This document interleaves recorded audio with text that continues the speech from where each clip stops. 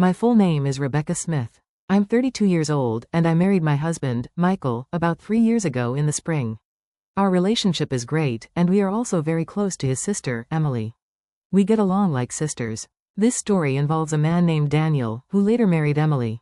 Michael and I have been together for over 10 years, even before we got married. So we are like parents to Emily. We always wish for her happiness and took care of her. Because of this, when Emily got a marriage proposal from her fiancé, she wanted to introduce him to us, her second parents. "I want to introduce my fiancé to you both," she told us. That moment was very special for us as a couple. We felt so happy because Emily, whom we love like a daughter, was finding her partner and working towards a happy future. It was a joyful moment for both me and Michael, and our hearts were full of happiness.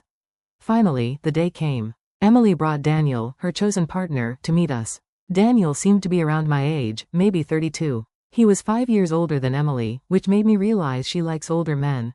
I watched him quietly and was impressed by his solid appearance and calm attitude.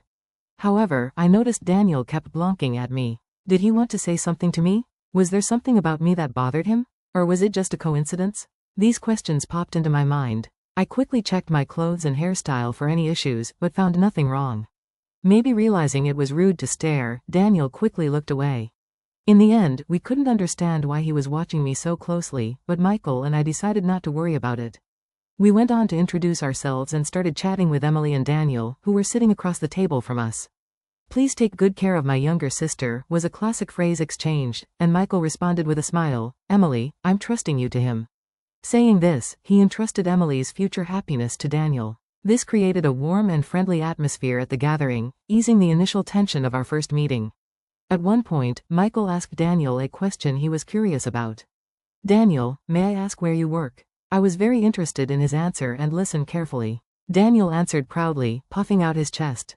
"You might have heard of it. I work at TE Company, which is growing very rapidly right now."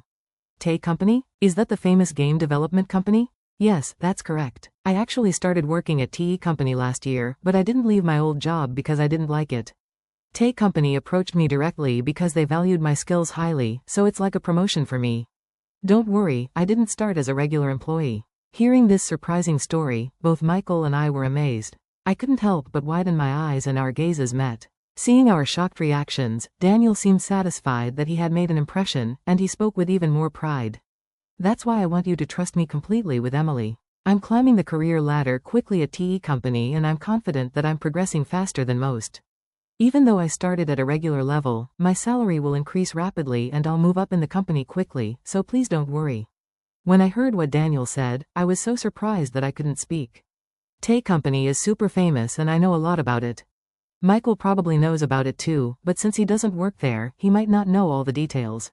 I think both Emily and Michael know that TE Company is really well known in the industry, but it seemed like neither of them expected Emily's fiancé, Daniel, to move up the ranks so quickly after joining. I didn't expect it either. Some parts of Daniel's story made me feel a bit uneasy, but I decided to believe him since he talked about being recruited by TE Company and climbing the career ladder really fast. As we talked about other things, I was curious to know how they met and got together. They said they met through a friend they both knew. Dana was looking for someone special but didn't want to go to matchmaking events, so he met Emily through a friend he trusted. Emily wasn't actively looking for a boyfriend, but she decided to meet Daniel when her friend suggested it. "I really like how Daniel always makes me smile. His clumsiness is kind of cute too," Emily shared. Hearing them talk about their feelings was like hearing something really sweet. Even though we weren't eating anything sugary, their closeness and love for each other were really clear. But there was something that bothered me. As they were leaving our house, Daniel and Emily were talking about bringing rice and gifts. While they were busy with that, Daniel came up to me a bit separately and asked suddenly, "Hey, do you maybe not remember me?" His question caught me off guard and I couldn't help but tilt my head in confusion. "Do you really not remember me?" he asked again, sounding doubtful. His face was handsome, but I couldn't recall any close friend named Daniel. I tried hard to remember, but I couldn't. Seeing me struggling to remember, Daniel sighed a little, looking disappointed. "Well then, let's exchange contact info and please tell Michael later." I forgot to exchange contacts with him. I was shocked by his sudden informal tone. Even if we were close in the past, I couldn't remember it. And I couldn't recall being close with someone who would speak so rudely. Inside, I was full of questions like, who is he? What kind of relationship did we have? But since Emily was there, I didn't think it was the right time to ask or say anything, so I stayed quiet. After we exchanged contact info, I decided to text him to clear up my doubts. But before I could, he messaged me first, saying, "I'm surprised. The girl who used to sit quietly in the corner of the classroom in elementary school is married before me. Your face hasn't changed much since then, so I recognized you right away.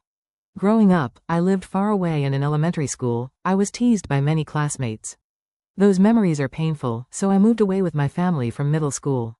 In the new city, I met Michael, a wonderful friend, and we became close.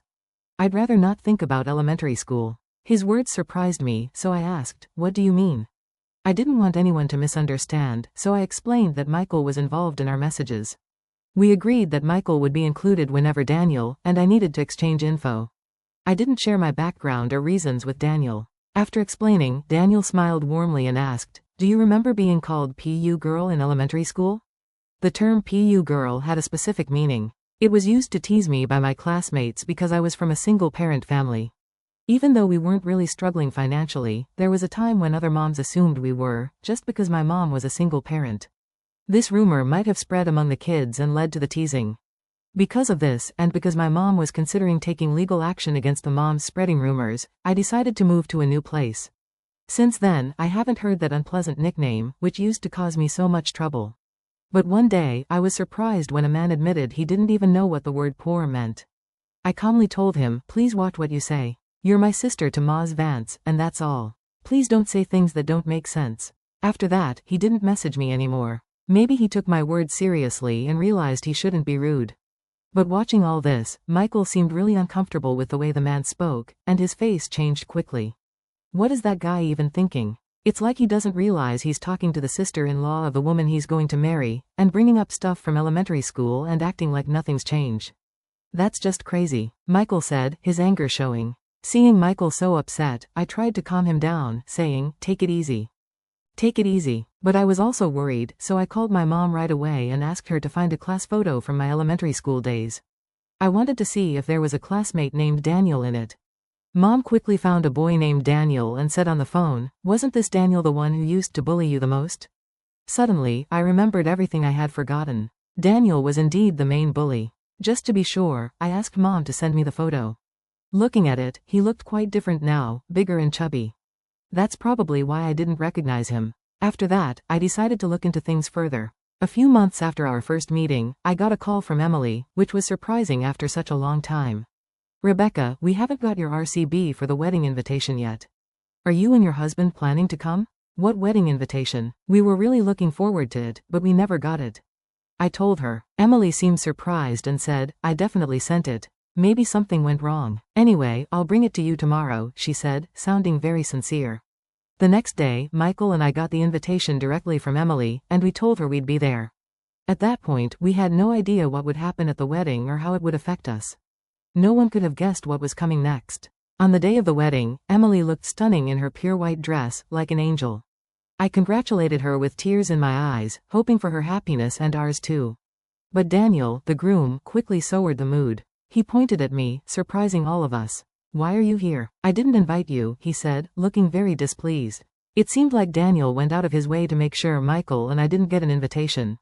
This woman grew up with just her mom. When things got tough, she ran away. Maybe she had some money problems and now she's with a rich guy thinking life will be easy. "She's living in a dream," he said. Despite not knowing anything about my past, Daniel falsely accused me. Michael, sitting next to me, clenched his fist in anger. But I told him to calm down. Daniel kept making false accusations against me. "I have an important job at a well-known company. Are you planning to use your connection as my sister-in-law to get money from me if I marry Emily?" he asked firmly. His friends were shocked and started getting excited. They must have the same narrow view as Daniel. I went to a staff member and asked for the microphone. Daniel looked like he expected me to say something emotional and illogical. But I stayed calm and said, "It's ridiculous that you, who can't even remember the face of your own company's president, call yourself an elite. Think carefully. If you want to cut ties with me, I'll be in the president's office tomorrow. We'll go through HR procedures." After handing back the microphone, I confidently returned to my seat with a calm demeanor. Michael stood up and walked towards the exit. Soon after, Emily followed him. Seeing this, Daniel called out to her, "Wait, why are you leaving, too?" "I'm just trying to end things with her." If that's the case, there shouldn't be any problems, right? Not fully grasping the situation, Daniel spoke to Emily, who gave him a cold look. You really don't know Rebecca, do you? She's the CEO of Tea Company. I respect and deeply admire her. I can't forgive you for insulting her. I'm ending this engagement right now. You've ruined such an important day. Be prepared. Shocked by Emily's firm words, Daniel was taken aback. Emily talked to the venue staff and removed her wedding dress. She told the guests that the banquet was over, and the wedding would now be a simple meal gathering. She made it clear that this wouldn't happen again and firmly blamed Daniel for the breakup. The next day, as I had promised, I calmly waited for him in the president's office. Two big muscular employees stood beside me, ready to act if he tried anything during our talk. When he came in, he seemed confident at first. But that soon changed. He sat down and looked tense. His behavior, coming in without permission and not even greeting, was rude. It was clear he didn't understand the basic rules of the company. No way. I can't believe you're really the president. This is unbelievable, he said. If you did a little research, you find the president's info on our website. Didn't you check before coming? I asked. Well, there were some things. He trailed off. It seemed he hadn't taken my words seriously or bothered to find out the truth. Maybe he thought I was joking or lying in front of all those guests. I told him I'm considering terminating your contract. What? You can't make such a quick decision over a small misunderstanding. I'll talk to the Labor Standards Inspection Office. He tried to persuade me carefully, but I calmly put a copy of his resume in front of him. You lied about your education here, didn't you? And you claim to have skills you don't actually have, like Excel and video editing. Is that true? Well, about that, he started. Falsifying information and providing false reports are valid reasons for us to terminate an employment contract.